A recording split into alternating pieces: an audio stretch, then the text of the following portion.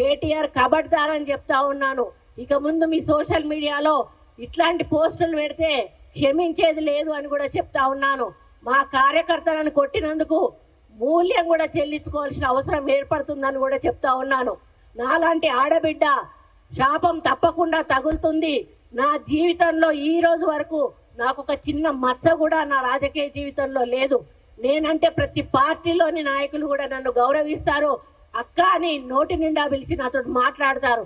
ఈరోజు ఆంధ్ర రాష్ట్రానికి వెళ్తే నన్ను అందరూ అక్క అని పిలుస్తారు, నా భర్తను అందరూ కూడా బావ అని పిలుస్తారు. ఎవ్వరు కూడా నన్ను మేడం అని పిలిచినా కూడా నేను ఒప్పుకోను. నన్ను మేడం అని పిలవద్దు, అక్క అని పిలవండి అని నేను పిలిపించుకుంటాను. అటువంటి వ్యక్తిత్వం ఉన్న నన్ను ఈ రోజు ఇంత అసభ్యమైన పోస్టింగ్ పెట్టి నన్ను ఇబ్బంది పెట్టేటువంటి పని చేసిన కేటీఆర్ ను మరి నిజంగా హెచ్చరిస్తా ఉన్నా. నీకు సోషల్ మీడియా బంద్ చేసుకో, లేకపోతే తెలంగాణ రాష్ట్ర మహిళలందరూ కూడా మరి ఇది గమనిస్తా ఉన్నారు. తప్పకుండా ఏదో ఒక రోజు తిరగబడతారు. ఈ రోజు చేనేత కార్మికుల ఓట్లతో నువ్వు సిరిసిల్ల నుంచి నీకు గెలిచినవు. హరీష్ రావు కూడా చేనేత కార్మికుల ఓట్లతోటి గెలిచిండ్రు. మీరు చేనేత కార్మికులకు చేసింది ఏమీ లేదు, వాళ్ళకి అన్యాయం చేశారు తప్పిదే. కాబట్టి మీరు గుర్తుంచుకోండి, ఎవరైతే మహిళల మీద అసభ్య పోస్టులు పెడుతున్నారో వాళ్ళను రెచ్చగొట్టడం అనేది సరైన పద్ధతి కాదు. దీన్ని మీరు మానుకోవాల్సిన అవసరం ఉంది.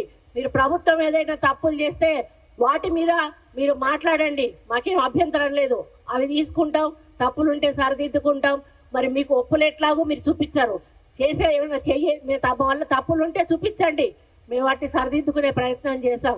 కానీ ఈ విధంగా మానసిక వేదన కలిగించేటువంటి, కుటుంబాల్లో ఇబ్బందులు కలిగించేటువంటి పోస్టులు పెట్టి మరి ఒక మంత్రి అని మహిళ అనే గౌరవం లేకుండా ఈ రోజు మీరు చేసినటువంటి కార్యక్రమం ఏదైతే ఉందో మొత్తం యావత్ ప్రపంచంలోని మహిళలందరూ కూడా దీన్ని గమనిస్తారు. తప్పకుండా అందరూ కూడా దీన్ని వ్యతిరేకిస్తారన్న విషయాన్ని గుర్తుపెట్టుకోండి.